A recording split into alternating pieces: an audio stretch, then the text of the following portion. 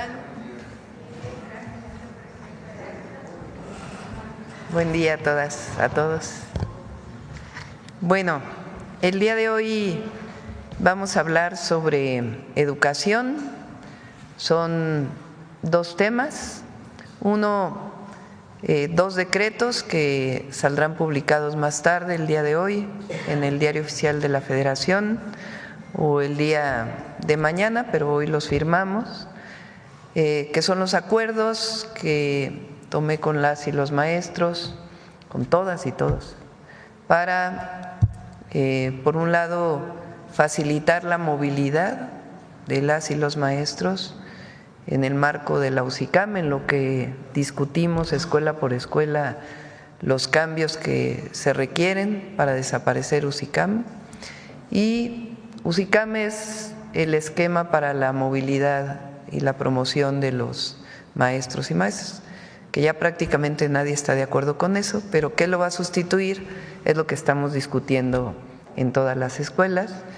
Pero hay algo que les afecta mucho, que es que no se pueden mover de una escuela a otra, tienen muchas restricciones.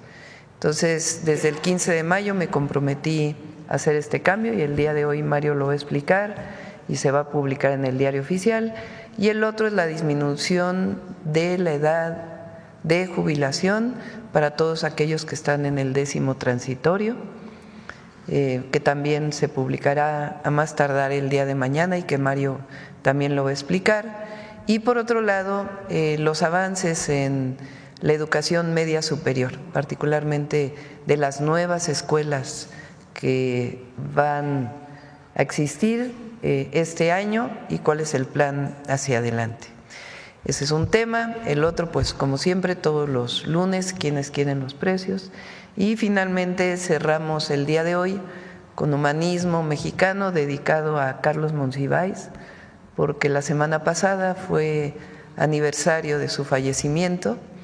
Entonces vamos a dedicar el día de hoy a Carlos Monsiváis. Entonces empezamos con Iván y luego Mario y luego las preguntas. Adelante. Muy buenos días a todas y a todos. Con su permiso, Presidenta, ¿quién es quién en los precios? Iniciamos con el seguimiento de los artículos que integran la canasta básica.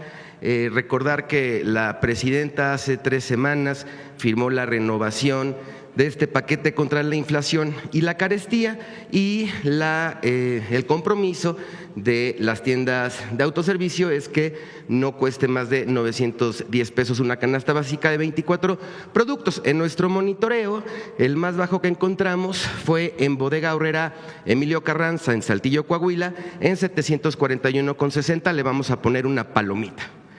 Y el más caro, Walmart Universidad en Villahermosa, Tabasco, 986,10, le vamos a poner un tache. Continuamos con el comparativo. 3 ciudades, Tlalnepantla, Estado de México, la más barata, Walmart Multiplaza Arboleda, 775,10, palomita. Y Super Chedraui Viveros, 882,40, también palomita por estar por debajo de los 910 pesos. Hermosillo, Sonora, Ley Boulevard Quino, 839,80, palomita. Y la más barata y la más cara, Ley Vado del Río, 913,40, tache. Monterrey, Nuevo León, Fresco La Comer Cumbres, la más barata, 847,45, palomita. Y la más cara, Smart Lincoln, 978,98, tache. Adelante. En el monitoreo que hicimos del 9 al 13 de junio, este es el porcentaje de cumplimiento de las empresas que se comprometieron en el PASIC. En el cumplimiento me refiero a que son las tiendas de autoservicio que tienen la canasta básica en menos de 910 pesos. Entonces, la Comer cumple al 100%, todas sus tiendas tienen una canasta básica en menos de 910 pesos, igual que Aprecio. Chedraui el 90% de sus establecimientos, Soriana el 85%, Ley el 75%, Bodega Aurrera el 65%, Walmart 52%, H-E-B el 50% y Smart el 33%. Adelante. Bien, ahora en seguimiento a la Estrategia Nacional para promover la estabilización del precio de la gasolina, recordar que estamos informando desde hace un par de semanas los precios promedio en cada una de las regiones. precio promedio del litro de gasolina regular, que debe estar por debajo de los 24 pesos. Este es el caso de la región occidente. Aquí están los precios en cada uno de los estados, destacando que el precio promedio más barato es en Colima, con 23 pesos con 74 centavos, y aquí está cada una de las marcas, cuánto es su precio promedio en esta zona en particular. Entonces, prácticamente la única que está un poco arriba del precio promedio es Oxogas, pero de ahí en fuera todas las demás marcas están por debajo de los 24 pesos. Y continúan las buenas noticias, porque el precio de la gasolina regular continúa disminuyendo ahora, y en este monitoreo al cierre del 20 de junio lo tenemos en 23 pesos con 55 centavos. Adelante. Bien, el monitoreo de quienes venden en precios justos, destacando esta Pemex en Pachuca de Soto Hidalgo, que venden 23.19, y aquí está cada una de las regiones, destacando que ninguna gana más de 2 pesos por litro de gasolina regular. A ellas les vamos a poner una palomita. Continuamos con las que se sigue volando la verdad con los precios, y encontramos esta Petro 7 en Saltillo, Coahuila, que venden 24.99 con un margen de ganancia de 2 pesos con 70 centavos por cada litro, y aquí está en cada una de las regiones. Les vamos a poner un tache. Adelante. Bien, tenemos, ahora ya se están acercando las vacaciones. Tenemos módulos fijos de atención Profeco en el aeropuerto Benito Juárez, en las 2 terminales, en el Felipe Ángeles, en Tulum, en Cancún y en Guadalajara, y estamos inaugurando. Estos son módulos fijos nuevos en Toluca, Tijuana y Monterrey. Así es que a todas las personas consumidoras que utilizan avión como medio de transporte, si tuvieran algún problema con demoras, con cancelaciones, maletas perdidas, se pueden acercar a estos módulos, y estamos estrenando en semanas anteriores estos 3 módulos. Adelante. Muy bien, estos son los resultados que nos comparte la Asociación Mexicana de Ventas Online del Hot Sale, que fue del 26 de mayo al 3 de junio. Participaron más de 700 marcas, tuvieron más de 1,000 millones de impactos en medios tradicionales y digitales. 43% de los internautas mexicanos compraron durante esta campaña, 9 de cada 10 utilizaron el canal digital durante su compra, y en una encuesta que aplicó la asociación, 8 de cada 10 compradores se sintieron seguros al comprar durante el Hot Sale. Estos son resultados preliminares. Adelante. Y por parte de Profeco se recibieron únicamente 21 llamadas y correos en las personas que compraron en esta campaña. Vamos a seguir monitoreando porque se acercan las fechas de entrega, entonces vamos a estar revisando, invitar a todas las personas consumidores que participaron en esta campaña, si tuvieran algún problema, que nos busquen y de inmediato los vamos a atender. Adelante. Finalizamos con los consejos Profeco de la semana. 1, si comparas precios entre establecimientos, puedes ahorrar hasta 244 pesos en tu canasta básica. 2, sigue disminuyendo el precio del litro de la gasolina regular, está en 23.55. Recuerda usar nuestro mapa virtual para ubicar las estaciones que venden en precios justos. 3, estamos estrenando módulos de atención en los aeropuertos de Toluca, Tijuana y Monterrey. 4, la Asociación Mexicana de Ventas Online nos informó que durante el Hot Sale se tuvieron buenos resultados. Pocas personas consumidoras solicitaron asesoría a la Procuraduría. Aquí están nuestras redes sociales, la página de internet y el número del consumidor. Muchas gracias, presidenta. Muy buenos días. Mario. ¿Me lo presta?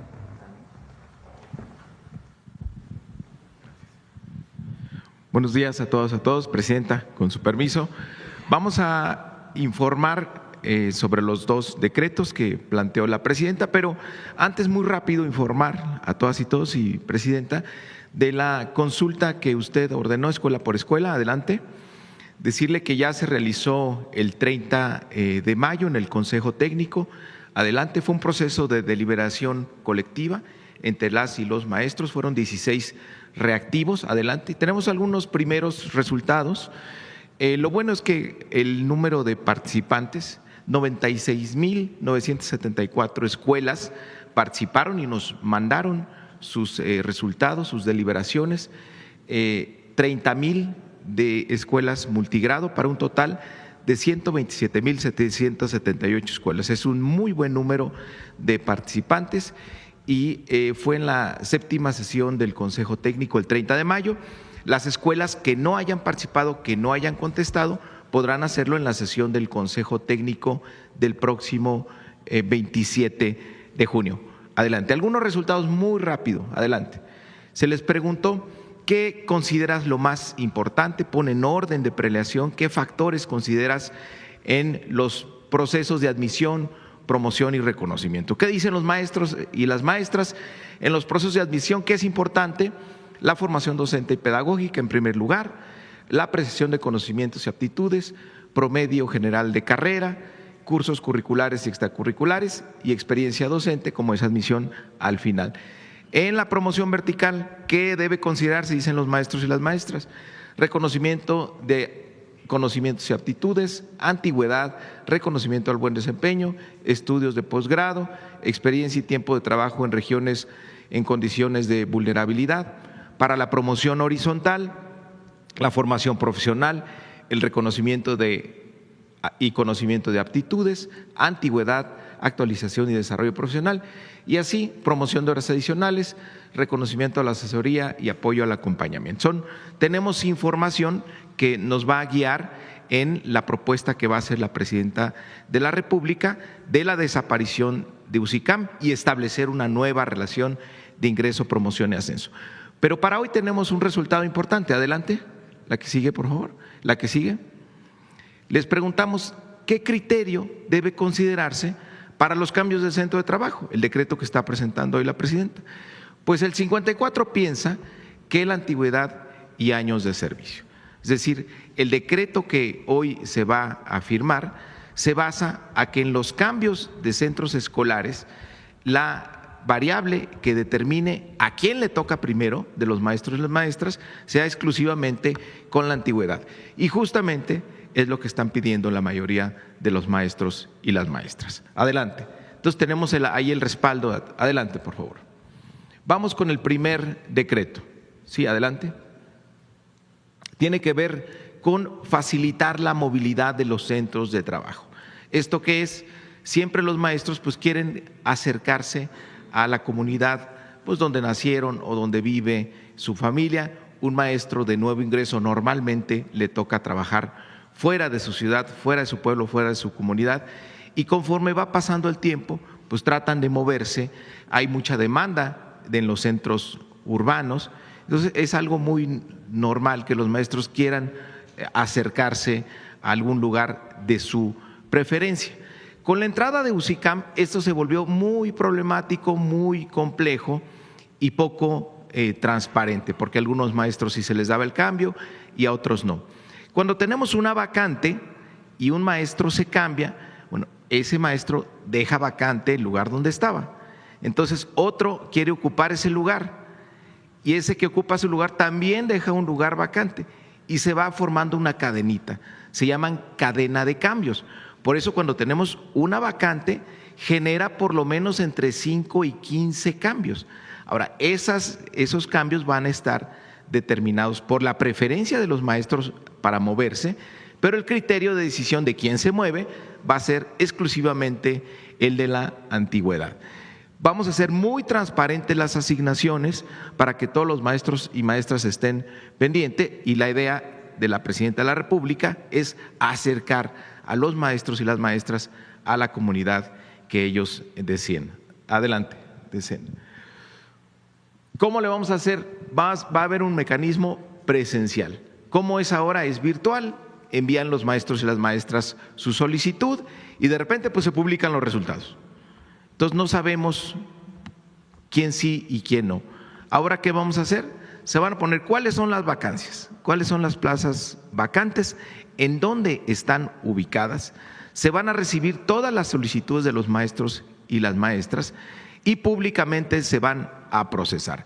Estos son los maestros que quieren ir a esta vacante y estos son sus años de antigüedad. Y ahí en un evento público, nivel por nivel, se va a ir haciendo esta cadena de cambios, se van a ir haciendo estas asignaciones. Es transparencia total.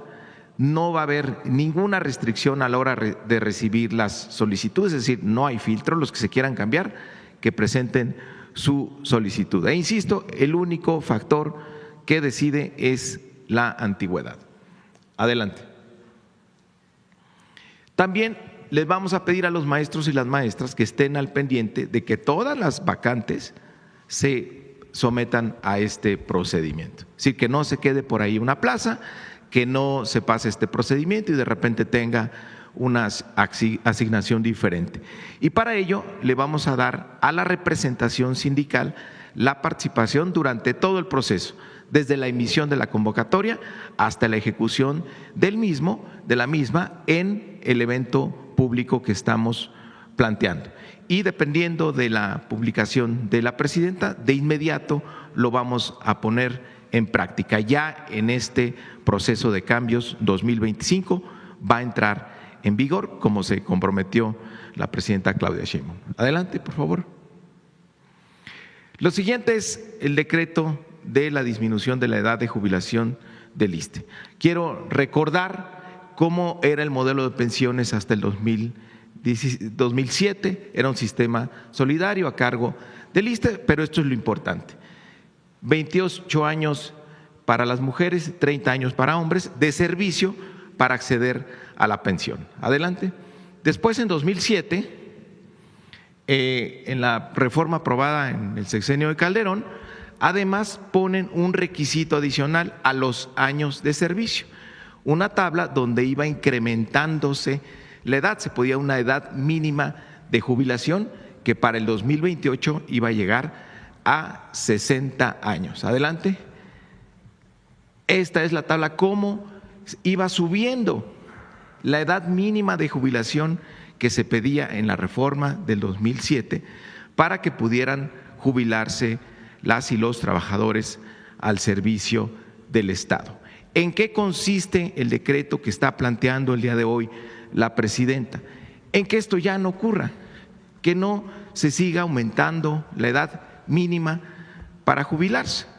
Incluso el decreto que hoy se plantea es el más importante, es el único que toca este tema de las edades desde que se aprobó en 2007, desde 18 años. Adelante, desde hace 18 años.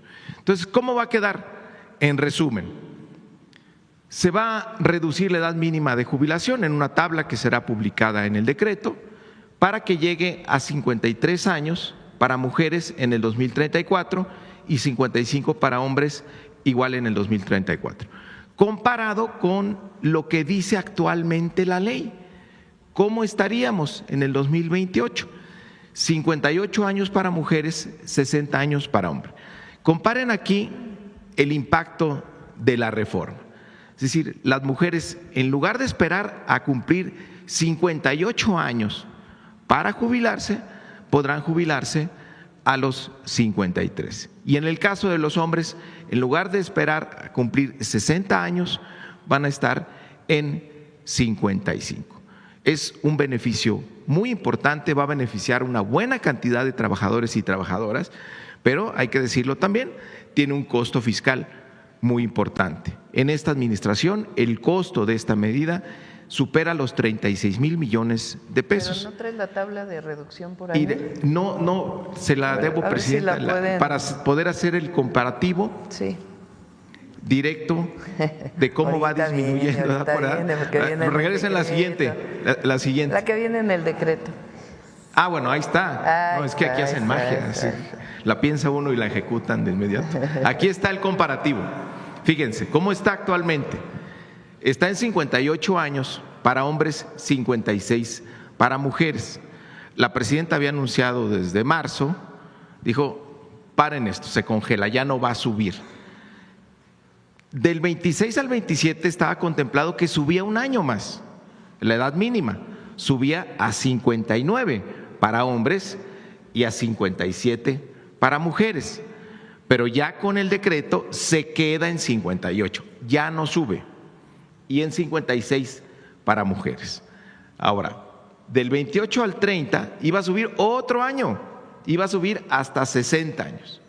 Se queda, no solo no sube, sino que baja a 57.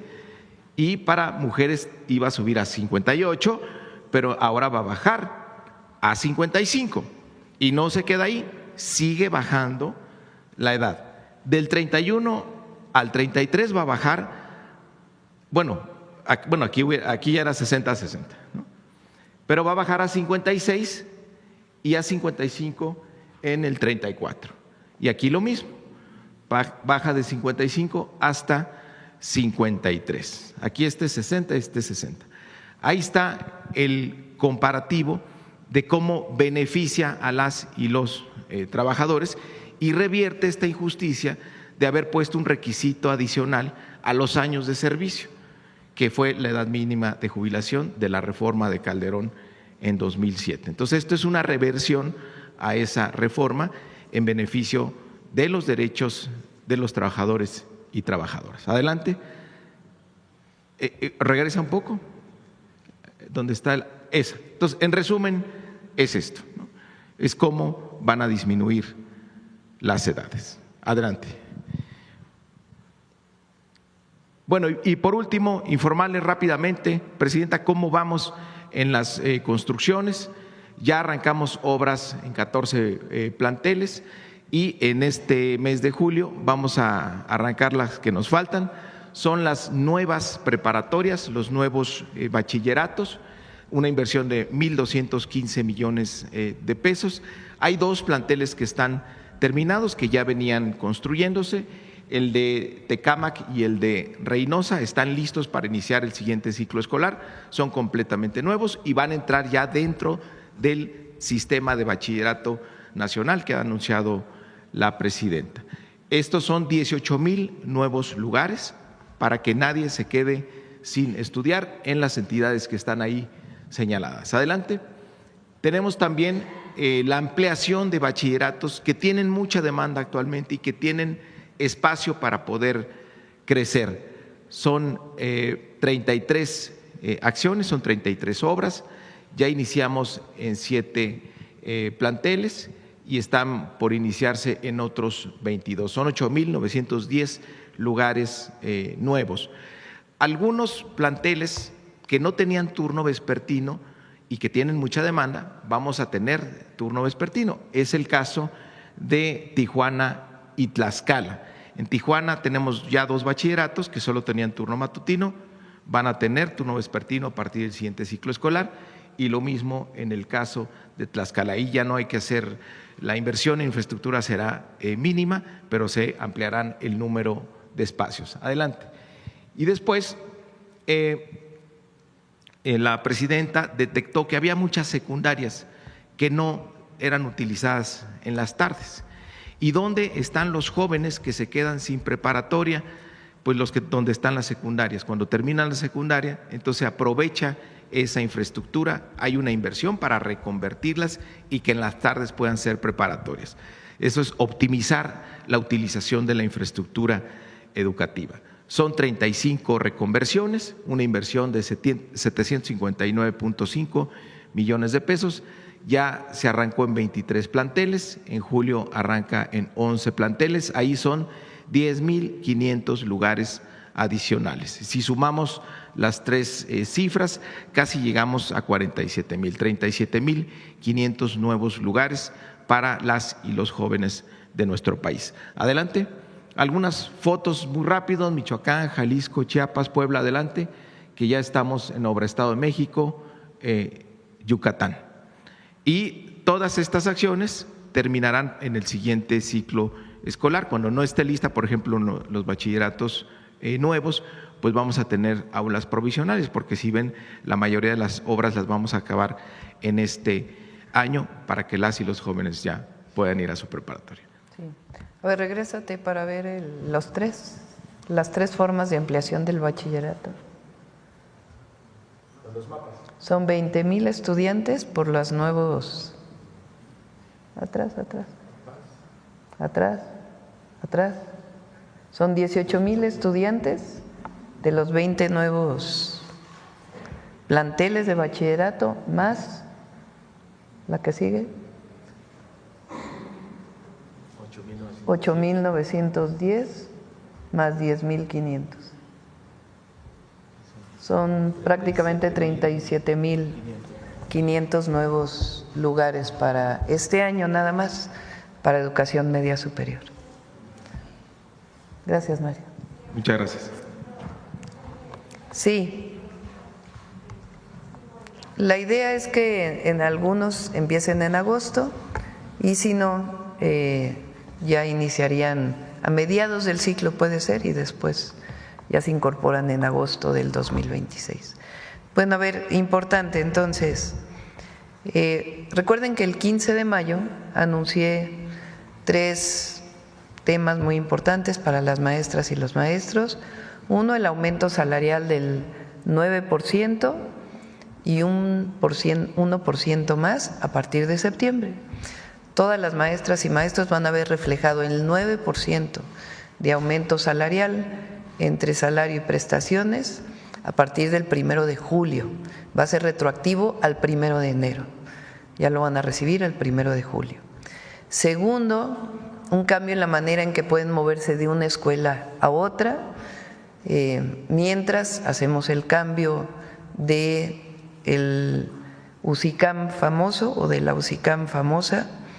Entonces, un cambio en el esquema de movilidad se publica el día de hoy. Y la tercera, que fue parte de lo que se dialogó también con la CENTE, no solamente se congela la edad de jubilación de los que no entraron a cuentas individuales, sino que se va a ir disminuyendo a partir del 2028.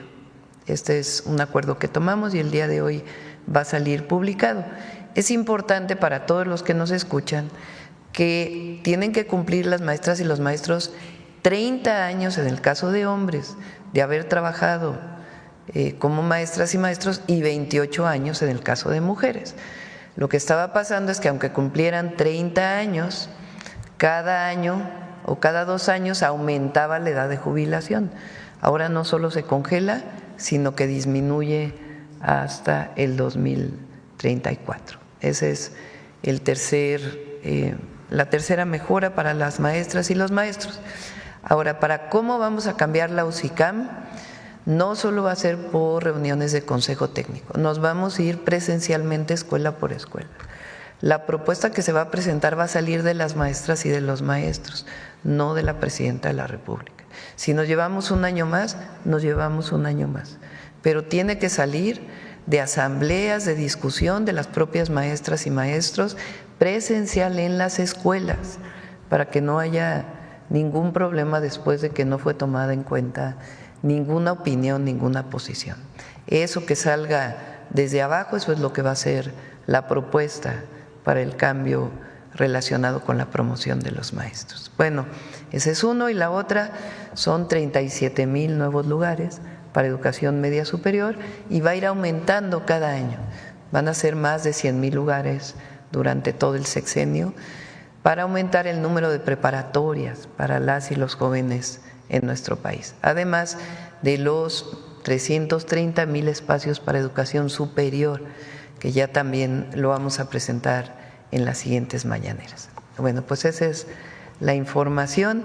Antes de pasar a las preguntas, les voy a pasar unas fotografías del trabajo de la Defensa y la Marina en los lugares que fueron afectados por el huracán Erika.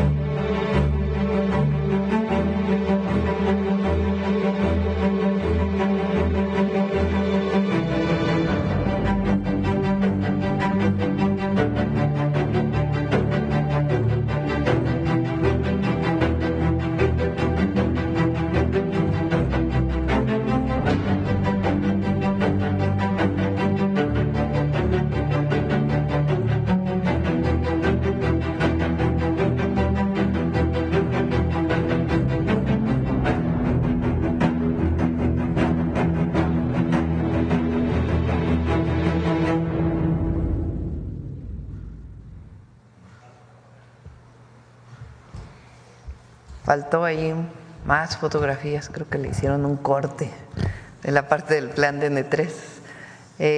No, muchas gracias al Ejército Mexicano, a la Secretaría de la Defensa Nacional, a la Secretaría de Marina. Estuvimos el viernes en Corralero,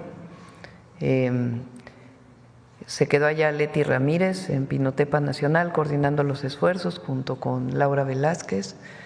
De inmediato, cuando llegamos con el helicóptero de defensa, porque no se podía llegar por tierra, pues se tomaron las medidas. Son principalmente poblaciones aisladas las que sufrieron mayor problema. Esta es una zona principalmente de población afromexicana, muchas de ellas muy pobres, y de inmediato se desplegó el trabajo del plan de N3, del Ejército, de la Marina, de Secretaría de Infraestructura, Comunicaciones y Transportes, y realmente pues nuestro agradecimiento siempre, porque fue muy importante este trabajo. Son grandes instituciones que tiene el Estado mexicano. Bueno, ahora sí vamos a las preguntas. Ahora estrenamos, ya no solo vamos a preguntar primera fila, vamos a ir para atrás. A ver, vamos a ver a alguien que no haya preguntado. A ver, vamos aquí atrás, ahí. Gracias, Presidenta. Ernesto Ledesma, de Rompeviento TV. Presidenta, el año pasado, en el mes de octubre, después de las secuelas del huracán John, estuvimos viniendo acá a la mañanera para ver si se podía atender la montaña de Guerrero. No tuve oportunidad de preguntar y dejé una lista aquí con todas las poblaciones y el tipo de afectaciones que tenía cada población. Bajaron los comisariados de las montañas, llegaron a Tlapa, se hizo una sistematización y se puso comunidad por comunidad cuáles eran las afectaciones y nunca se les atendió. Estuvimos regresando a la montaña, filmamos, publicamos reportajes. ¿Dices el huracán? El huracán John el año pasado. John. Sí, y lo traigo a cuenta porque ahora con el huracán Eric ya hay otra vez destrozos en los caminos. Pero en los caminos de la montaña sí. Se está haciendo ahora un trabajo muy importante, inclusive varios puentes en Guerrero que fueron afectados por el huracán John. Se hizo un primer trabajo desde el año pasado y ahora con los recursos ya del 2025 y las licitaciones se está haciendo un trabajo mayor. Incluso va a haber una conectividad entre la Mixteca de Oaxaca y la montaña de Guerrero, una conectividad que nunca ha habido. Es una nueva carretera que va a permitir pues mucho mayor comunicación de distintas comunidades. Mire, Presidenta, lo que valdría la pena es que verifiquen eso. Está llegando los informes del Centro de Derechos Humanos de la Montaña, Tlachinolan, y siguen las afectaciones. La Secretaría de Comunicaciones y Transportes lo que le notificó a los comuneros es que no tenían el suficiente presupuesto para arreglar los caminos que iban de Tlapa a Metlatónoc o a Cochuapa el Grande. A ver si nos pasa, que les mande Jesús la carretera nueva que se va a hacer. O sea, todas las carreteras, toda la intervención en la montaña y en la Mixteca, por favor. Que nos mande esa parte, de hecho me la mandó el viernes por ahí. Bueno, ese es un tema. Nunca entendimos por qué no se les envió ni siquiera una botella de agua, porque no podía ni siquiera hervir el agua, porque estaba todo mojado. Y entregamos aquí en comunicación. Pero, a ver, es que se hizo un censo de todas las comunidades. Sabemos del censo. Sí, y fueron muchos recursos que se dieron de manera directa. Si hay alguna comunidad que no fue atendida, se atiende. Pero esta idea de que no se atendió a nadie no es correcta. No, pero yo no estoy los servidores de la nación pues fueron casa por casa haciendo el censo. Si hay alguna comunidad que no fue atendida, pues se atiende. Mire, para no entrar ahí en debate de que si usted está diciendo que se atendió a todas y que acaso algunos casos no, se quedó aquí un listado en comunicación y ahí lo tienen con una base de datos muy amplia y extensa para verificar ese. Lo que se hace es que de ahí se va a hacer un censo, se hace el censo y de ahí se ven las afectaciones de cada hogar y ahí se dan los apoyos de acuerdo a las afectaciones. Y en el caso de las carreteras, a ver si nos pasan ahora el planito para que se conozca todas las intervenciones. Con Jesús Esteban. Bueno, solo le pediría si pueden revisar ese listado que se quedó aquí en comunicación, aquí lo entregamos. Segundo tema, Presidenta, es el tema del genocidio que hay contra el pueblo palestino. Le han preguntado en algunas ocasiones, usted ha dicho, bueno, nosotros pues manifestamos la paz y la no intervención. ¿Ha hecho usted declaraciones, por ejemplo, sobre el gobierno de Javier Milei o sobre el gobierno de Perú? ¿Se ha También intervenido? he hecho declaraciones sobre eso. Dije Sí. que condenamos la agresión y también dije que México tiene una política exterior muy definida, más allá de la opinión de la presidenta. Y nosotros tenemos que ceñirnos a la política exterior establecida en la Constitución. Esa política exterior tiene principios básicos que fueron los mismos que publiqué el día de ayer para el caso del bombardeo que hubo en Irán y el conflicto en el Medio Oriente. Todos los presidentes de México, desde el presidente López Obrador hasta si nos vamos para atrás, tienen que ceñirse a una política exterior. Hay algunos que han sido más entreguistas que otros y en nuestro caso siempre vamos a defender nuestra soberanía.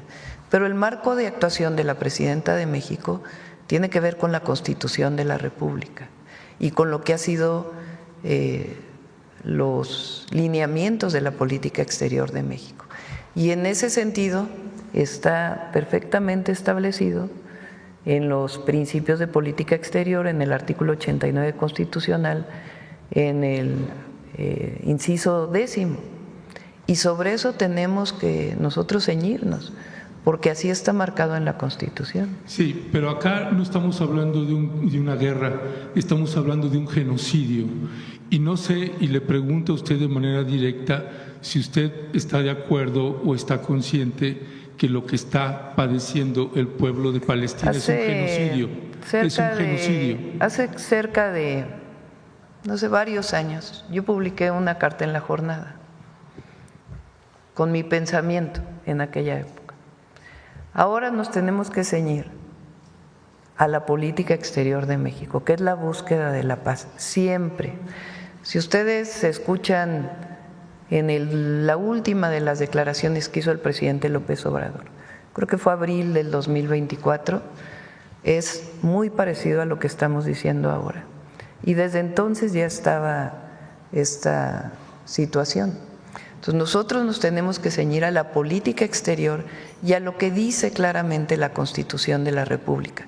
Como presidenta de México… ¿Eso le impide reconocer que es un genocidio? Como presidenta de México, lo que tenemos que hacer siempre es en el marco de la Constitución y siempre la búsqueda de la paz. México tiene que ser factor de paz siempre y ese es el marco en el que tiene que moverse la presidenta de la República y todo aquel que sea presidente de la República. En ese marco se movió el presidente López Obrador y en ese marco tenemos que movernos. ¿No señalar siempre. un genocidio es promover la paz? Bueno, ya lo contesté. Estamos hablando de que condenamos lo que pasó, lo he dicho varias veces, lo que está pasando, pero que nuestra posición como presidenta de la República tiene que ser en el marco de la Constitución. Así lo hizo también el presidente López Obrador y así tiene que ser en el marco de la Constitución. Ok, esa es su respuesta, lo entiendo. Presidenta, el tercer tema que quiero abordar… ¿Por qué no pones ya tienes las carreteras?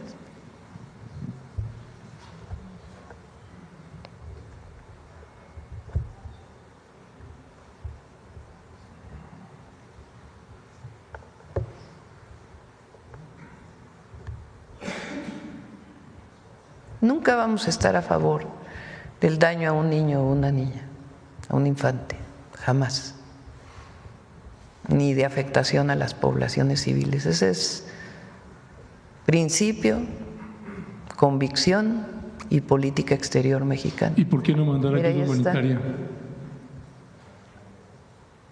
No, son los planos, por favor. Son los planos de la intervención que se está haciendo este año en la Mixteca y en la montaña de Guerrero, para las carreteras, por favor.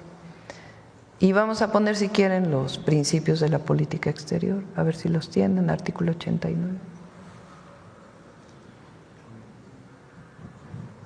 Los principios más adelante. Más adelante.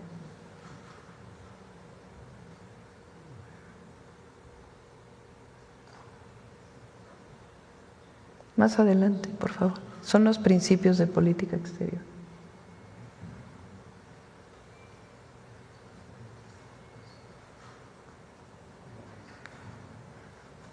A ver, José Alfonso, si lo pones ahí, porfa. Ahí está.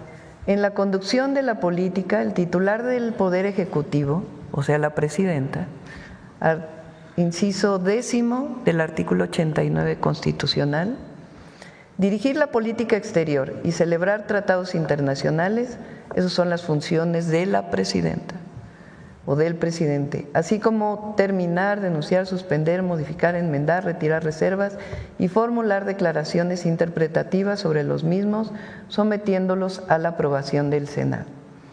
En la conducción de tal política, el titular del Ejecutivo observará los siguientes principios normativos: la autodeterminación de los pueblos, la no intervención, la solución pacífica de controversias, la proscripción de la amenaza o el uso de la fuerza en las relaciones internacionales, la igualdad jurídica de los estados, la cooperación internacional para el desarrollo, el respeto, la protección y promoción de los derechos humanos y la lucha por la paz y la seguridad internacional. Usted se ha manifestado a favor de Cuba, y cosa que celebramos millones de mexicanos, también con la compañera candidata en las elecciones de Ecuador. La autodeterminación de los pueblos. Con la señora Kirchner también se ha solidarizado, y no sé por qué no solidarizarse con el pueblo palestino. Hemos hablado siempre de que México, a ver, ¿por qué no? Hemos hablado siempre de que México ha reconocido y seguirá reconociendo dos estados, el Estado palestino y el Estado de Israel. México reconoce a los dos estados y ha pugnado en Naciones Unidas, no de ahora, sino de hace muchos años, porque se reconozcan los dos estados. También hemos condenado agresiones a población civil y siempre lo vamos a hacer. ¿En qué marco nos movemos? En el marco del artículo 89, con particularmente el inciso 10. Todos los presidentes de México, todos, tienen que conducirse bajo esa doctrina, que es la doctrina de la política exterior de México. Ok, disculpe, Presidenta, Sí. Nada más es un genocidio y esa es su decisión. Presidenta, pasando al tema, el tercer tema que quería abordar es sobre el Plan México, el acuerdo y convenio que el Gobierno de México está haciendo con las empresas mineras.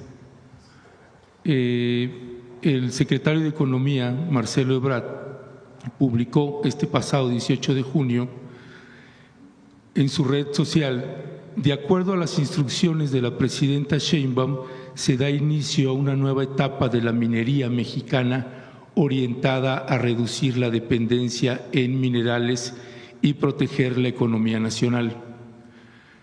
El presidente Andrés Manuel López Obrador, antes de salir, envió una propuesta de reforma de ley para que se prohibiera la minería a cielo abierto. Esto ya se echó para atrás, ya no se va a votar eso. Desconocemos por qué el cambio de decisión. Yo creo que sería muy bueno que escucharas las mañaneras, Las escucho todos ¿no? los días, sí. Fíjate que eso lo dije como 2 semanas después de que entramos al gobierno.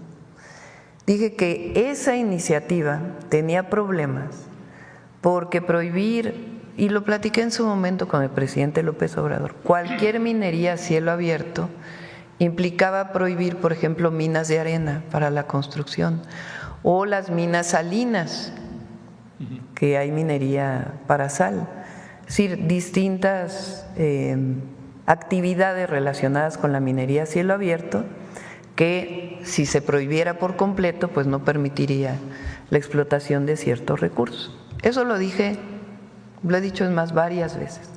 2, no se va a dar ninguna nueva concesión. Eso no, se están ampliando, que no es lo mismo, pero es igual. No hay nuevas concesiones de minería. No son nuevas, están ampliando. No hay nuevas concesiones de minería. Mire. Y la minería que existe actualmente, la secretaria de Semarnat, Alicia Bárcenas, está trabajando de manera muy importante para resolver el problema que todavía existe de contaminación de jales de distintas mineras. Entonces no va a haber ninguna nueva concesión. La ley o la reforma constitucional, si hubiera pasado como tal, hubiera afectado minería, que es por ejemplo minería de litio, que es uno de los objetivos que hemos planteado para la soberanía nacional, pues no hubiera podido desarrollarse en ciertas zonas. Entonces la minería es una actividad de gran impacto ambiental. En ese sentido, no hay concesiones y las minas que actualmente existen, se revisa su impacto ambiental para ver qué tanto pueden seguirse explotando. En la entrevista que le hacen al jefe de la Unidad de Coordinación de Actividades Extractivas de la Secretaría de Economía, licenciado José Fernando Aboites Saro, él dice: en primer término, debo decir que originalmente provengo del sector de la infraestructura. Cuando llego a esta unidad encuentro todo un tema de distanciamiento entre la autoridad y el sector minero, es decir, de la administración de Andrés Manuel López Obrador, un distanciamiento con el sector minero, por lo que de forma inmediata se establecieron canales de diálogo con los diferentes grupos que conforman esta industria. Por ejemplo, prácticamente todas las semanas hay comunicación con Pedro Rivero, presidente de la Cámara Minera de México, Camimex, y se ha logrado generar una dinámica de interlocución constante. Y aquí viene el punto. Destacan entre los puntos más importantes el tema de los permisos. Virtualmente no había ningún permiso, tanto de la Secretaría de Economía como de la Secretaría de Medio Ambiente y Recursos Naturales, Semarnat o Conagua. Algunos de ellos tenían ya 6 años de antigüedad y eso empezaba a paralizar el sector. No solo de que hubiera nuevas concesiones, sino que las que estaban en operación iban a tener que cerrar. Ya hemos avanzado en ese tema y actualmente se ha liberado una buena cantidad de permisos en Semarnat. Pero no son permisos para nueva minería. La gran mayoría de esos permisos es importante porque tú estás queriendo poner como que nosotros ahora vamos a promover la minería a cielo abierto en todo el país. No. Sí, lo estás queriendo insinuar. No, porque me interrumpe, presidenta, y no puedo terminar. Por eso, pero es importante comentar porque ¿qué se ha abierto de los permisos? Por ejemplo, resolución de permisos para cómo se manejan los jales de las minas. Lo puede venir a explicar Alicia Bárcenas con todo detalle. Eso es parte de lo que es importante, porque se tiene que hacer, porque no es que haya parado la minería en México, sigue la minería en México. El tema es que tanto se abre la minería a cielo abierto, que es una de las actividades que mayor afectaciones ambientales tiene, no solo en el país, sino en el mundo entero. Entonces, ¿hasta dónde se limita? Y algunos permisos que tenían que ver con actividades que se realizan actualmente en las minas para poder mejorar los impactos ambientales de las minas actuales. Eso es lo que ha estado trabajando Semarnat. Mire, usted dice que yo estoy planteando solo el tema de minería a cielo abierto, y ese era uno de los temas, pero no solo es ese tema. Mire, la Secretaría de Economía y Camimex señalan: prohibir la minería a cielo abierto no solo afecta a la industria, sino que provocaría una contracción del -1% en la economía nacional.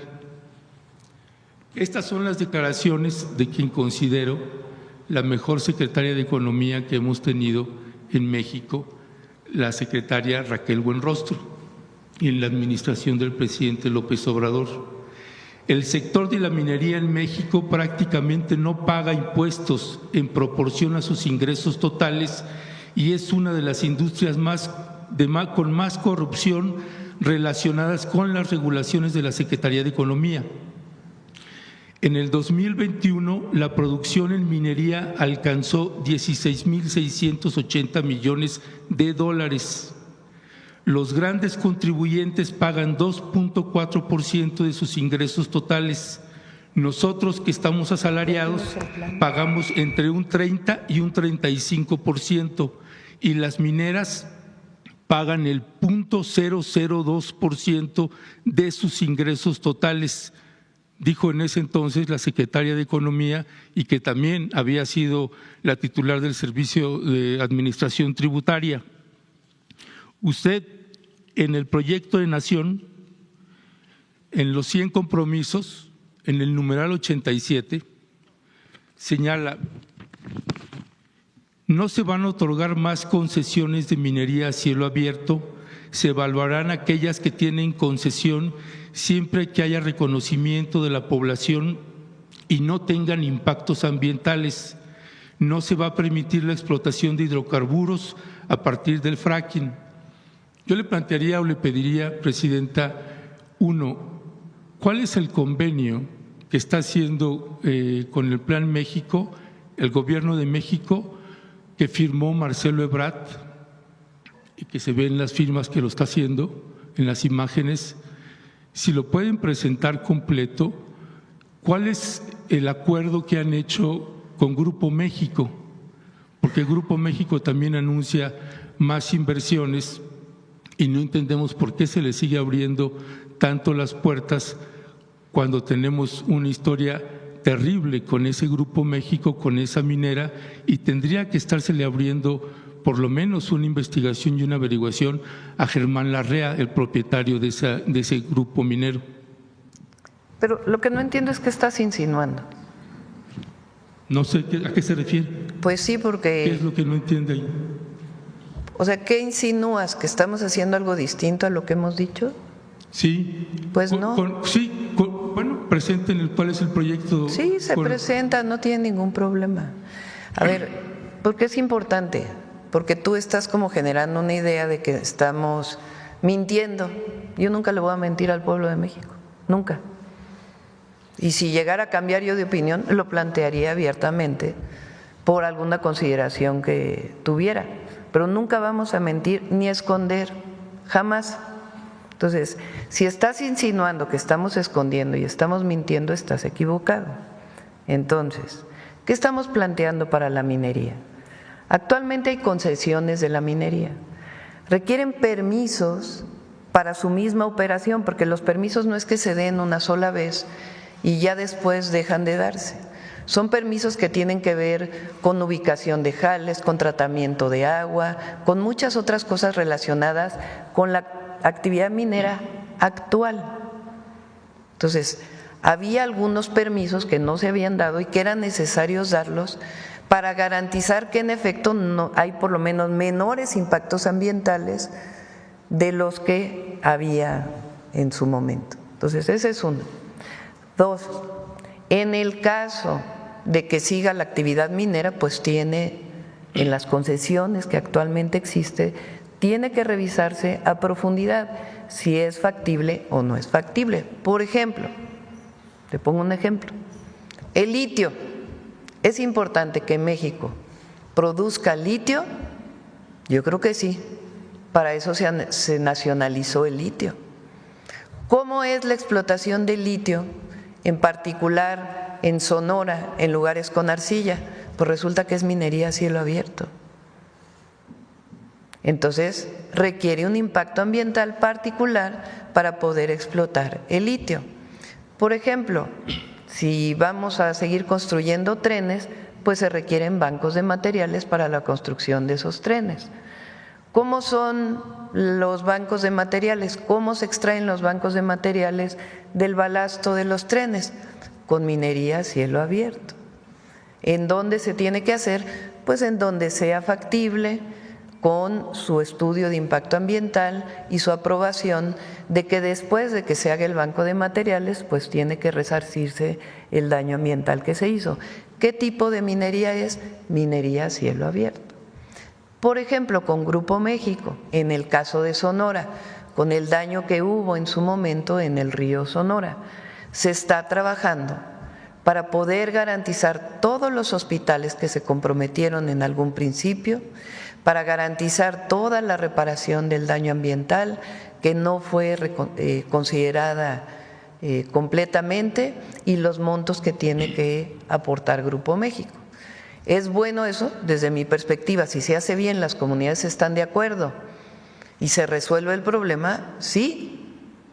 ¿Mintiéndole a la gente? No, sino sencillamente trabajando para que se resuelva el problema del río Sonora, que es indispensable. En otros lugares, en donde hay minas actuales de este grupo o de otros grupos mineros, ¿qué se tiene que hacer si se sigue explotando esa mina a cielo abierto? Pues garantizar que el impacto ambiental esté bien y que se hacen de acuerdo a la normatividad vigente. No hay absolutamente nada que esconder. Y hay algunos materiales indispensables, como por ejemplo el cobre, que tiene impactos ambientales importantes, que ahí donde se esté explotando, pues hay que ver cómo se está explotando y qué mejoras puede haber, incluso para la propia refinación del cobre, que es una tarea que se debería de hacer en México, y no solamente vender el cobre a China, que le vendemos cobre a China de manera directa, sino que pudiéramos nosotros pues producir los alambres de cobre y todo lo que viene posterior a la explotación del cobre. Entonces, de eso se trata lo que se está planteando con la actividad minera. ¿Por qué no avanzó la reforma constitucional? Pues porque así como estaba escrita, hubiera tenido afectaciones incluso para la construcción en nuestro país por los bancos de arena. Ya. Bueno, a propósito de que usted señala que yo estoy insinuando, yo no estoy insinuando. Lo que estoy planteando, Presidenta, es algo que desconocemos porque no nos han dado la información de qué tipo de arreglos y convenios se están haciendo. No hay arreglos en lo oscurito, en nuestro gobierno no hay arreglos en lo oscurito. Bueno, para los mexicanos son oscuros mientras no sean públicos. No, no hay arreglos en lo oscurito y todo se hace público, no hay ningún problema. Bueno, para cerrar, Presidenta, valdría la pena si pudieran considerar una consulta nacional con respecto de la minería en México, con la regulación que ustedes decidan, pero valdría la pena que consideraran una consulta nacional. La industria minera es la que más asesinados tiene en todo el continente y México es el primer lugar. Por eso creo que valdría la pena tener esos considerandos. A ver si pones las… Mira, estas son las nuevas carreteras que va a haber. Una parte es en la Mixteca y después su colindancia con la montaña de Guerrero. En algunos casos son rehabilitación, en otros modernización y en otros incluso nuevas carreteras. Ya en proceso, Guajuapan de León, el tramo Nochistlán a Guajuapa, que fue una de las que nos pidieron cuando estuvimos ahí. 2, Tehuacán, en el límite con Puebla, hacia Oaxaca, en Chazumba y Guajuapan de León. La otra, Putla de Guerrero, Pinotepa Nacional. Y por iniciar están Guajuapan, Mariscala, Tamazola, Silacayuapan. La otra es Guajuapan, Tlacotepec, Justlahuaca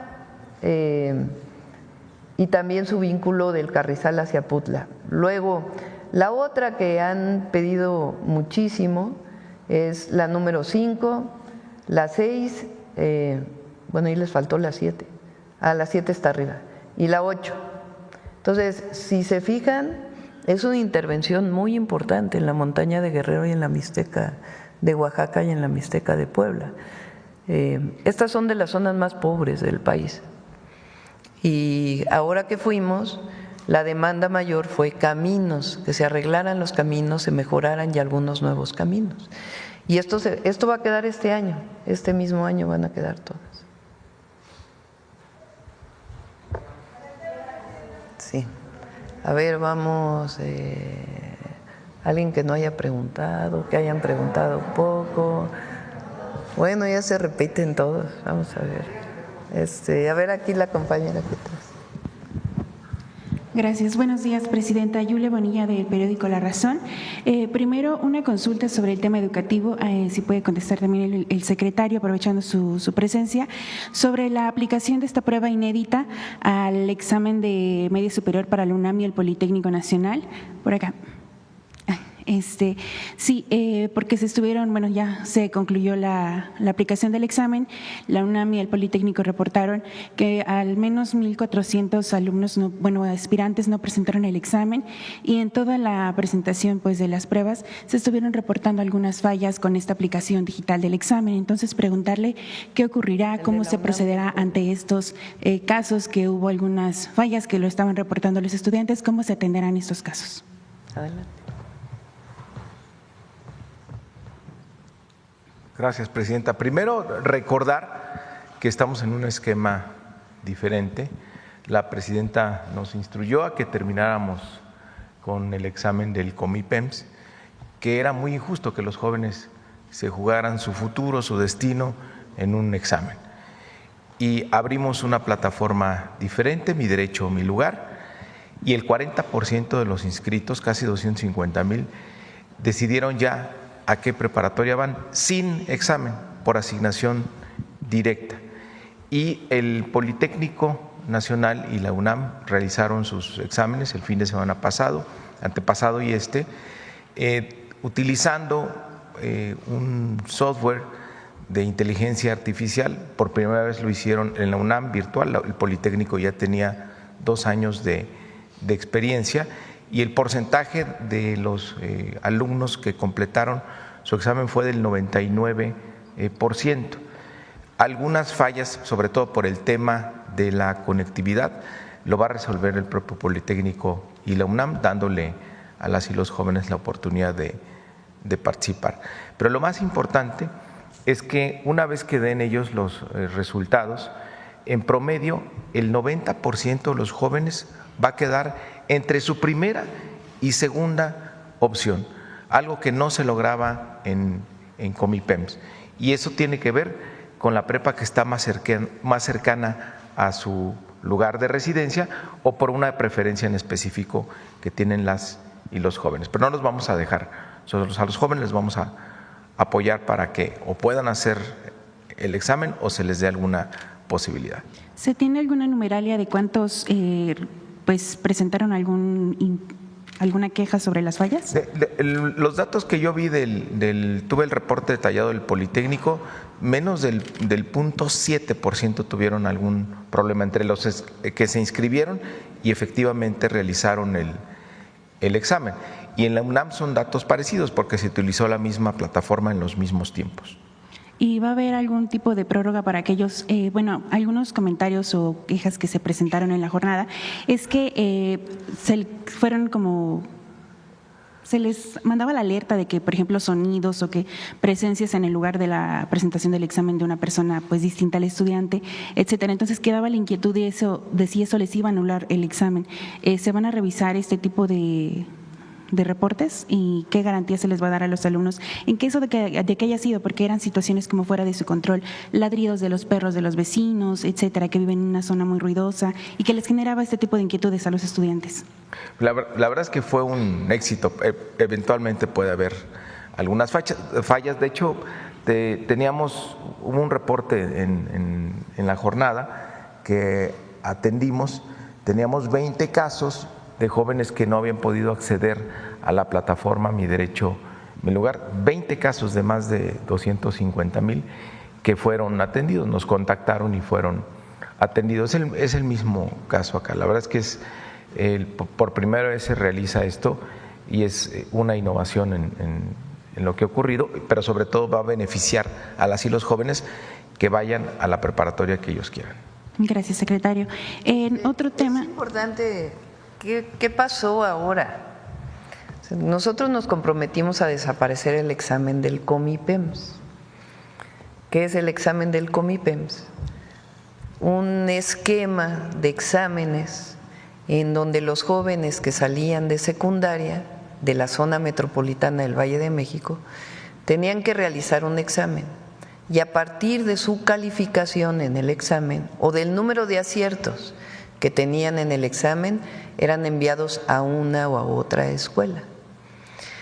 Nosotros no estamos de acuerdo con eso, no porque no sea importante tener buenas calificaciones, sino porque se generaba a los 15 años una idea al estudiante de que si no había acertado en el examen en un solo día, pues iba a ir a una mala escuela y que si había acertado más se iba a ir a una buena escuela, catalogando las preparatorias o los bachilleratos como buenos, regulares, malos, y entonces los que tenían menos aciertos pues se iban al más malo, entre comillas.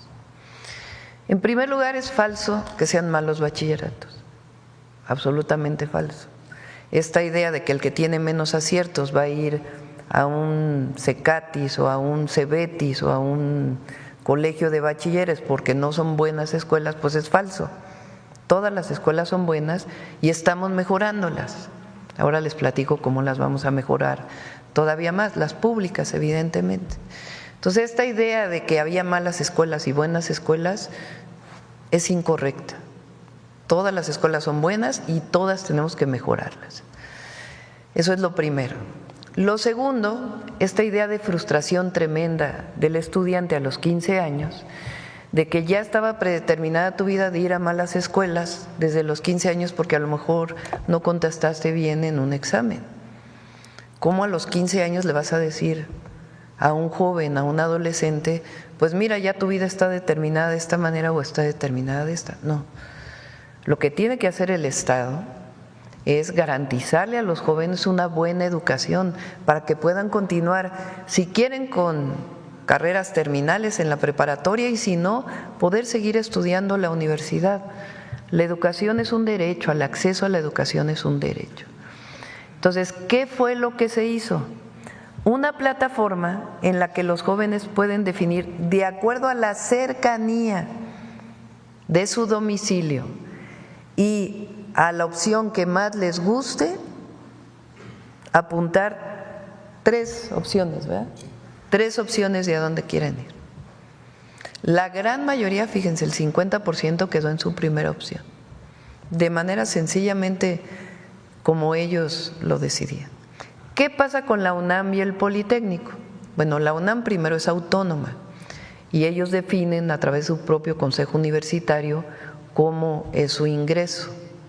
Y el Politécnico, aunque no tiene autonomía, sí tiene sus criterios académicos particulares para poder definir cómo se ingresa a lo que era en su momento la vocacional, la media superior del Politécnico Nacional. Entonces ellos tuvieron este esquema que plantearon para los exámenes, pero todo lo demás es a partir de la definición de la plataforma. Eso por un lado. ¿Qué más estamos haciendo? Que ya lo vamos a presentar. Cada tipo de escuela de bachillerato, por ejemplo, colegio de bachilleres, va a tener un padrino o una madrina, por decirlo así. Entonces, una universidad los va a apadrinar. Es decir, les va a dar a cada bachillerato cada estudiante de bachillerato va a salir con un certificado del Bachillerato Nacional y aparte, por ejemplo, en el Colegio de Bachilleres, con una certificación de la Universidad Autónoma Metropolitana. Entonces eso va a dar pues una mayor capacidad a las escuelas de educación media superior. Lo estamos haciendo en el Valle de México porque ahí teníamos más problemas, pero nos vamos a nivel nacional. Por ejemplo, un CONALEP, el CONALEP, ya sea el Tecnológico Nacional de México o el Politécnico Nacional, por ahí les va a dar también un certificado técnico o un certificado adicional a su certificado de bachillerato. Entonces salen, digamos, con el certificado nacional de bachillerato y además una valoración por parte de una universidad, de una escuela de educación superior. Eso garantiza pues que todas las escuelas son buenas escuelas, cada una con su característica de modelo educativo. Y por otro lado estamos modificando parte de los programas de estudio para hacer mucho más atractivo el bachillerato a los estudiantes.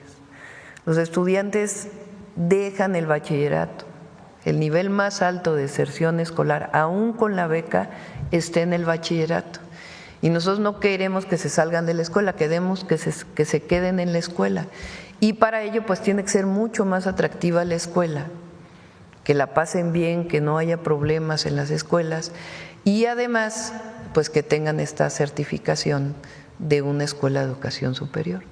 Entonces es un programa integral del bachillerato. Si hubo algún problema en la UNAM y en el Poli con la manera en que están haciendo el nuevo examen, pues ahí está el secretario de Educación Pública para apoyar en lo que se requiera para poder pues garantizarle a todos los estudiantes que tuvieron un buen ingreso. Gracias, presidenta. Sí. Y pasando a temas internacionales. Unos datos sobre esto. Mira, tengo los datos exactos porque informamos el fin de semana.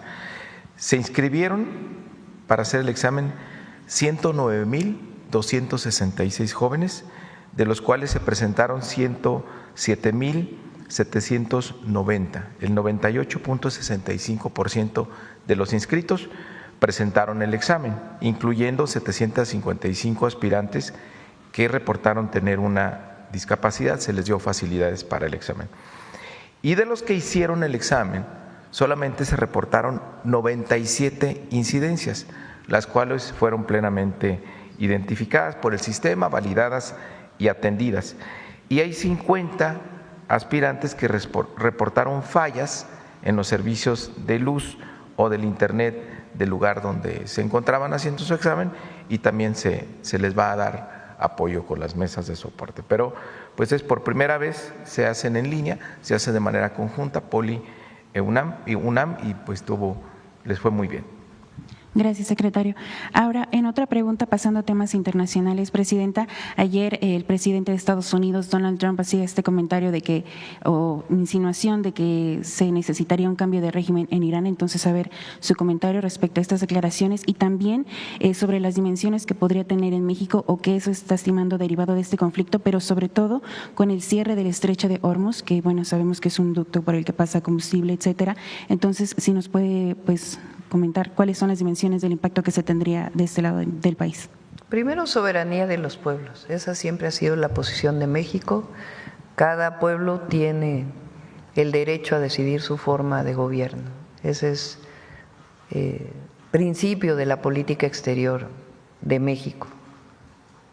Pocos países tienen estos principios de política exterior. Hasta ahora, en términos del precio del petróleo, realmente el incremento es muy poco en los últimos días. México tiene la ventaja, digamos, de que el petróleo que producimos en México ya prácticamente todo se refina en nuestro país. Dos Bocas está funcionando los dos trenes. Por cierto, hubo una publicación de la Agencia Internacional de Energía muy buena sobre la refinería Dos Bocas.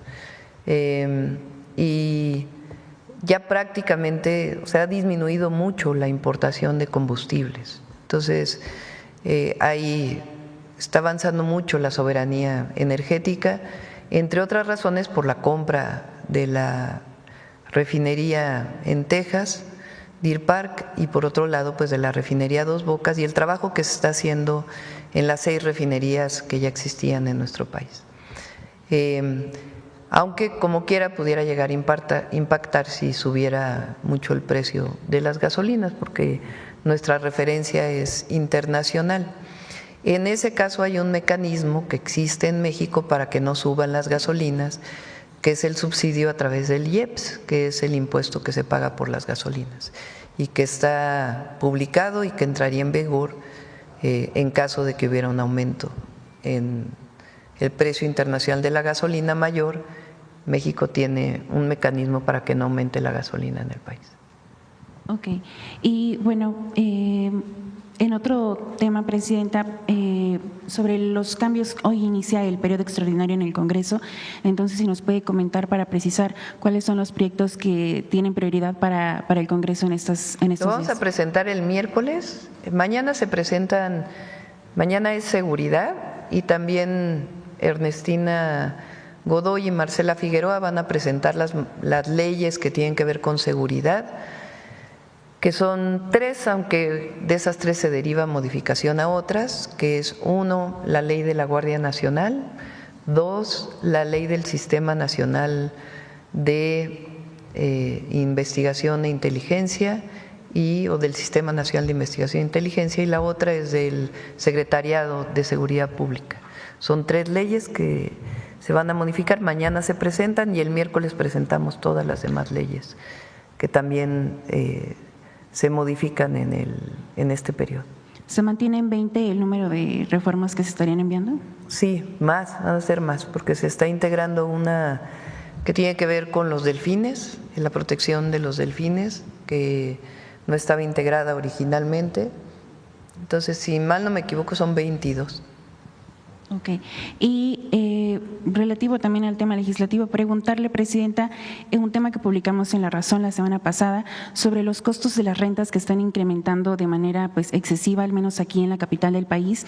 Y bueno, consultando el tema con expertos inmobiliarios en la materia, pues algo que advierten es que el costo de las rentas podría haberse incrementado de cara al Mundial debido a que pues la capital va a ser una sede y este tema se ha convertido quizá en un factor para que pues empresas inmobiliarias y también pues personas que se dedican a este mercado vean ahí un motivo para continuar incrementando las rentas. Entonces, sabemos que se ha establecido mecanismos en la capital que se supone que son los que dirigen o marcan los lineamientos para el tema de las rentas, pero a pesar de estos, pues se siguen dando costos excesivos. Al menos la estimación aquí en la capital es que en los últimos años ha crecido hasta 50% y ya hay rentas hasta de 20,000, 30,000 pesos con departamentos que, pues en zonas que quizá no lo ameritarían el costo ni tampoco las condiciones de la vivienda. Sabemos que ya se ha puesto en marcha pues este programa que han anunciado con el Programa Nacional de Vivienda, pero preguntarle si consideraría implementar algún tipo de reforma para regular el mercado inmobiliario o de arrendamiento. Tiene sus complicaciones la regulación de las rentas. Habría que platicar con la jefa de gobierno, porque finalmente esta legislación le correspondería a la ciudad, no a la federación. Lo que nosotros estamos haciendo pues es el Plan Nacional de Vivienda, que tiene una parte de vivienda, de compra de vivienda y la otra de vivienda en renta. El objetivo es atender a las poblaciones que menos tienen, particularmente a las que ganan entre 1 y 2 salarios mínimos. Ese es el objetivo del Plan Nacional de Vivienda para el Bienestar.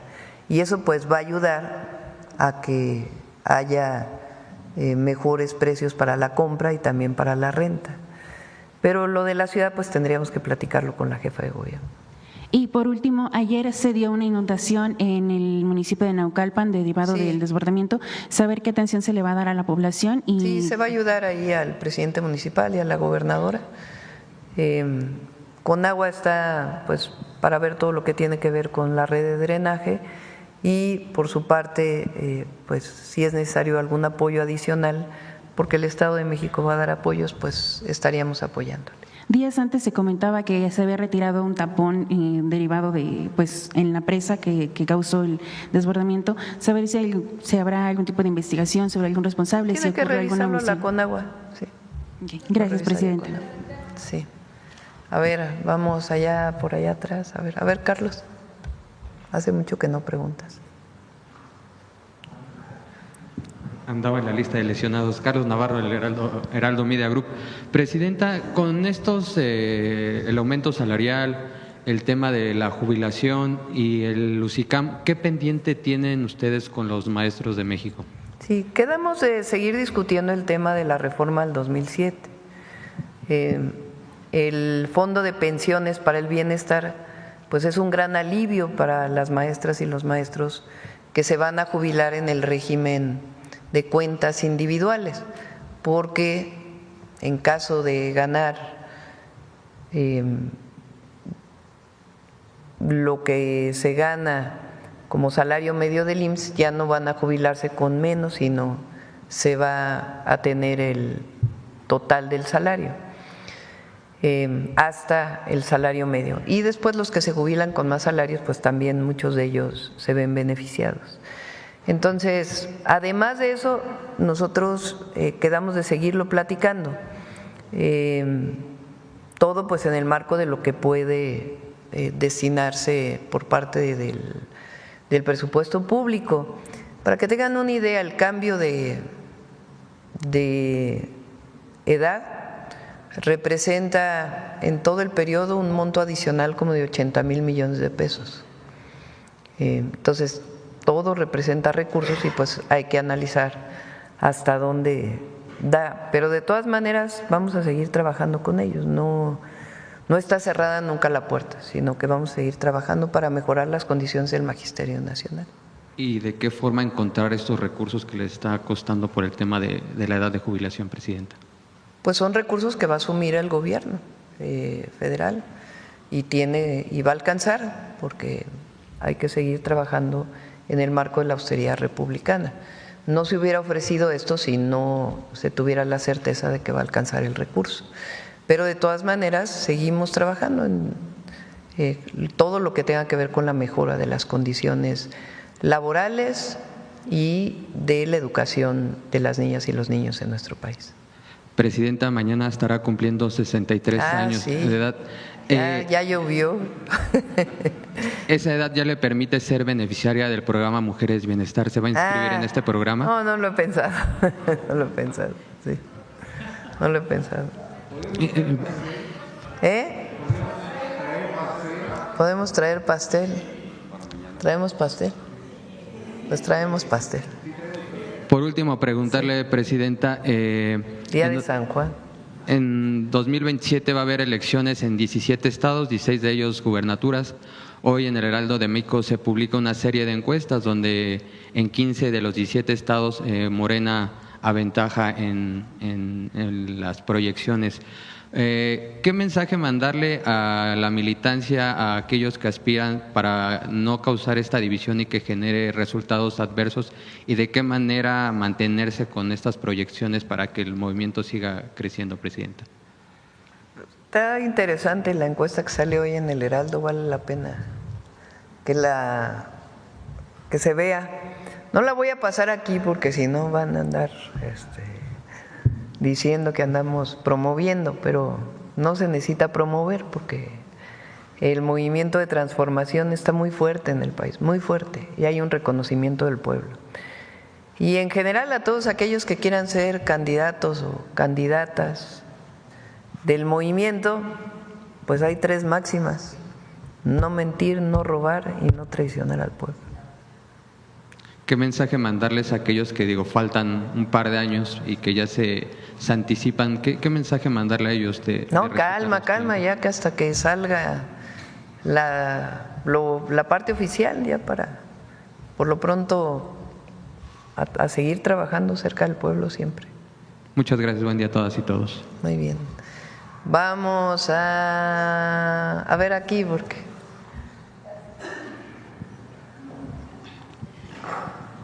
Buenos días, Presidenta, y buenos días, invitados.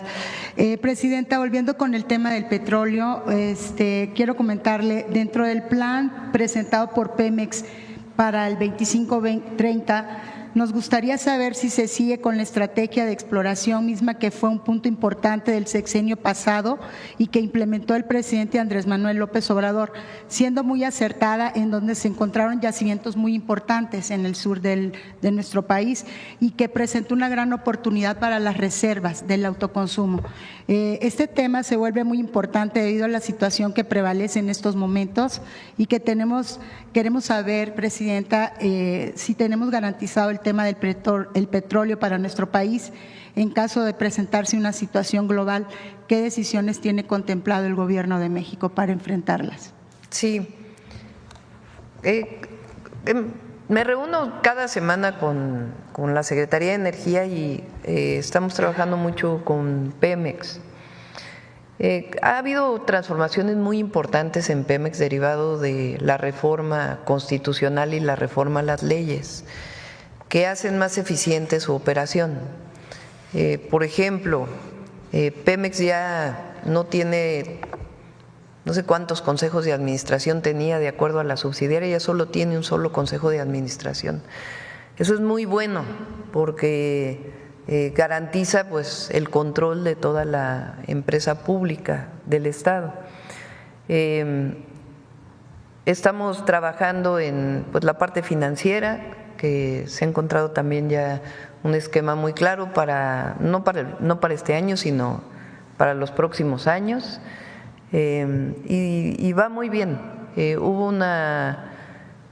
Estamos hoy considerando la parte privada que viene desde el 2015, sobre 1.8 barriles de petróleo diario, su producción. De Pemex es un poquito más de 1.6 millones de barriles diarios. Y ya se tiene pues todo el trabajo para ver cuáles son los yacimientos, qué parte le toca a Pemex, qué parte es de inversión mixta, para poder seguir garantizando lo que nos comprometimos, el 1.8 millones de barriles diarios, y que el crecimiento adicional en el consumo de energía lo absorba principalmente fuentes renovables de energía y una parte del gas natural. Entonces, todo eso se está trabajando y diario está la Secretaría de Energía con el director de Pemex trabajando. Ahora, una vez que se produce el petróleo, pues tiene que refinarse. Las refinerías, pues hoy son 8 refinerías de Pemex, porque son las 6 existentes, más la refinería Olmeca en Dos Bocas, Paraíso, Tabasco, y la refinería Deer Park, que se compró completa. Entonces, hoy están funcionando las 8 refinerías. Dos Bocas están funcionando ya los 2 trenes, y eso garantiza que si se considera que lo que produce Deer Park pues es producción de Pemex, aunque digamos se importa porque pues está en Texas, eso alcanzaría para producir toda la gasolina y el diésel que requiere nuestro país. Todavía hay una parte de turbocinas que quizás se tenga que importar, pero todo lo demás está garantizado y se sigue trabajando en ello. ¿Eso qué nos hace? Pues soberanos. Hay una parte que tenemos que seguir trabajando, que es la parte del gas natural, porque ahí sí compramos mucho gas. Pero las decisiones que hizo el presidente López Obrador en su momento, que no le gustan a la oposición, que la siguen criticando, que están duro y dale los conservadores ahí, fueron muy buenas, porque garantizan la soberanía. Y frente a estos cambios internacionales que puede haber, pues México está resguardado en términos de la producción de sus hidrocarburos. Tenemos que seguir avanzando en gas natural, que es una parte pues que todavía nos queda por trabajar, porque ahí sí importamos una buena parte del gas natural que consumimos de Texas. Entonces, ¿estamos garantizados en medio de este tema global? Sí. Muy bien. Gracias, Presidenta. Una intervención más es, en días pasados hicimos un trabajo de investigación en el Hospital del Iste, recientemente inaugurado en Villahermosa, Tabasco. Sostuvimos una charla con el líder del sindicato, la administradora y también la directora médica. Quisimos saber cómo está caminando este hospital, que fue parte de los 9 hospitales que el presidente Andrés Manuel compró antes de irse y que cumplió con lo prometido. Estos hospitales estaban bajo el esquema APP, que es Administración Pública Privada. Y bueno, nos encontramos que en los casos mencionados y desde diferentes puntos de vista nos platicaron los avances que va teniendo el hospital desde que el ISSSTE toma la administración total al haberse comprado en el sexenio pasado, como una iniciativa que hizo el presidente Andrés Manuel López Obrador de quitar este esquema. Estos 9 hospitales, siendo el de Tabasco uno de ellos, presidenta, representaba con este esquema un cargo súper ilimitado que duraría 20 años si se hubiera seguido con este esquema. Estos recursos humanos que se integraron como parte del ISSSTE forma parte de este esquema que se realizó, presidenta, y ellos comentan que hubo un aumento en las plazas, que ya se tomó el control completo del ISSSTE para operar esas actividades que operaban esas empresas privadas. Comentan que todavía no se ha logrado del todo, se están acoplando, pero la buena noticia, presidente, es que este hospital, lo visité personalmente, cuenta con unas instalaciones de primera, le dan las gracias los trabajadores de ahí y bueno, este hospital se consolida con éxito durante su gobierno, los 9 hospitales. Presidenta, ¿qué opina al respecto de este esquema y podría darnos un reporte más adelante de estos 9 hospitales?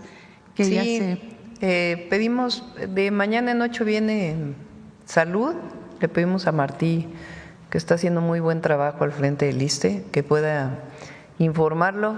Va avanzando mucho el Sistema Nacional de Salud Pública. También les encanta subir fotografías de que todo está mal y que ayer estuve además de Oaxaca para visitar a las comunidades afectadas por el huracán, estuve en Quintana Roo, ahí se está construyendo un hospital en Felipe Carrillo Puerto de IMSS Bienestar, haciendo una evaluación del IMSS Bienestar, estuvimos en Yucatán, el hospital El Lorán, a ver si pasas la fotografía.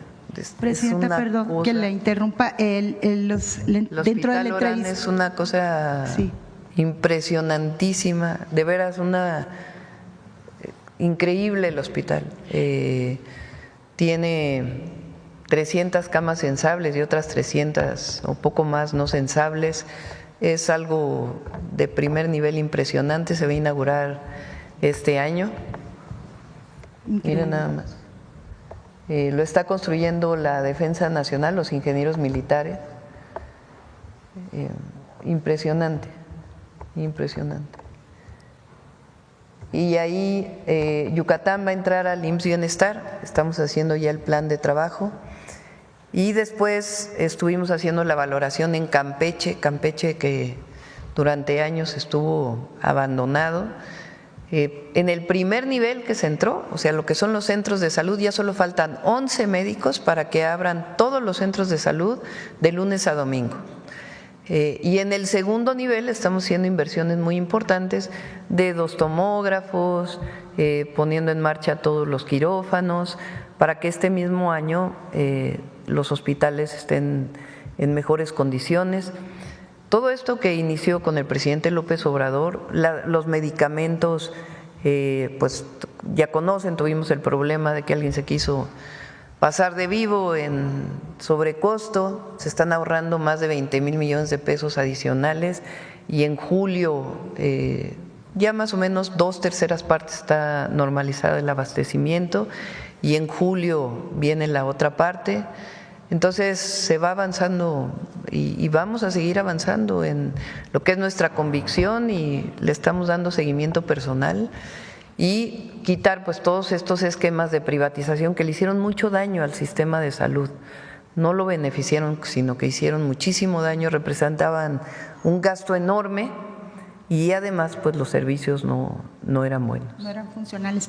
Sí. Nos comentaban que hasta un platillo de comida y un vasito de agua que daban era carísimo, como ir al mejor restaurante de México. Y bueno, están muy contentos, nos platicaron que personalmente el licenciado Martí Batres ha estado viendo personalmente el avance de este hospital.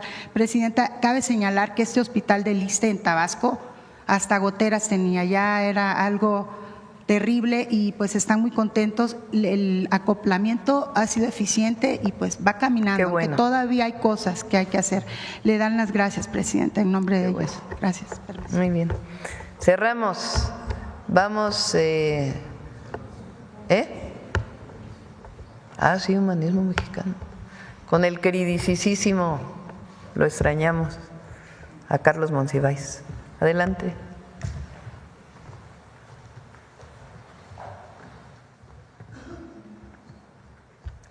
Con su permiso, Presidenta, buenos días a todos y todas. ¿Sabían ustedes que Carlos Monsiváis fue un pionero en el estudio de la cultura popular? Así es, nuestras fiestas, los movimientos surgidos del pueblo, el arte y entretenimiento popular pasaron desapercibidos para muchísimos intelectuales del siglo pasado, pero no para el ojo atento, crítico y genuinamente humorístico de Carlos Monsiváis. Él supo ver en la cultura de masas la esencia de nuestra sociedad y sabiamente advirtió que la cultura no podía quedar fuera de cualquier proyecto que buscara la verdadera transformación política de nuestro país. Las reflexiones de Carlos Monsiváis, fallecido hace 15 años, hoy siguen vivas en las bases del humanismo mexicano y de la Cuarta Transformación. Veamos el video, por favor. Carlos Monsiváis nació el 4 de mayo de 1938 y falleció el 19 de junio del 2010, a los 72 años. Escritor, pensador, periodista, crítico de su tiempo. Se comprometió radicalmente con las luchas libertarias y con la transformación de nuestro país. Monsiváis abonó como pocos en las batallas culturales de la segunda mitad del siglo XX, usando la crónica, el humor, el conocimiento y el pensamiento crítico como principales herramientas contra el autoritarismo político y cultural.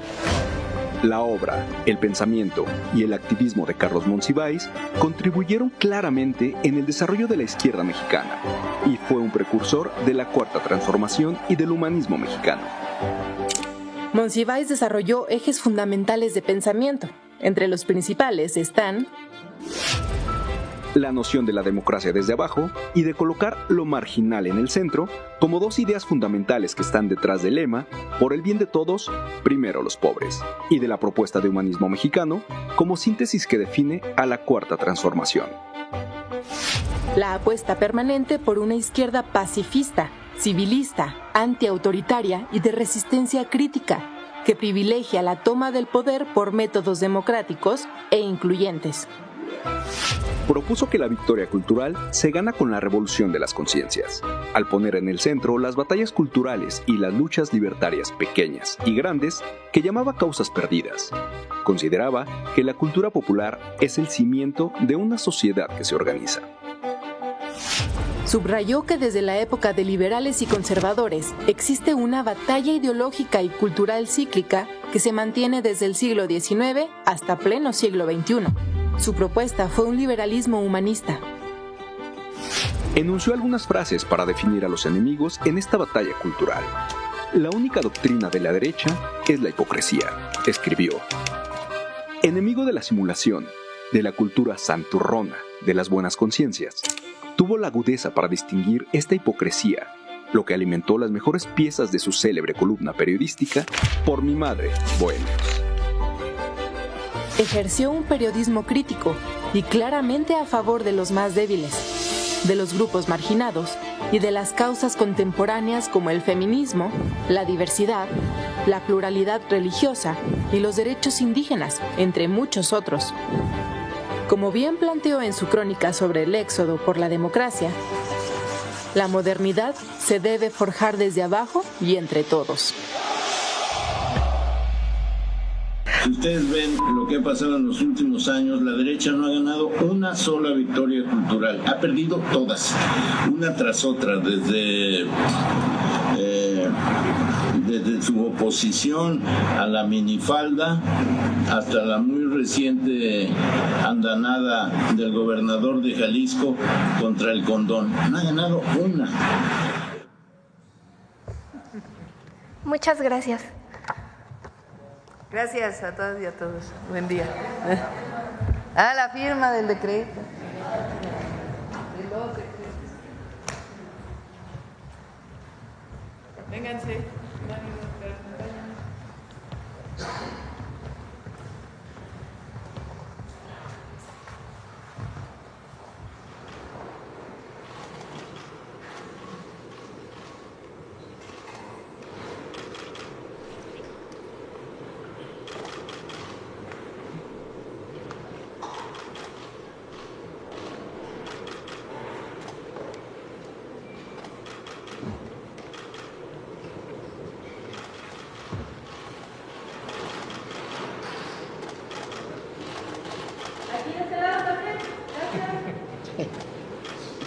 Muchas gracias. Gracias. Nos vemos mañana.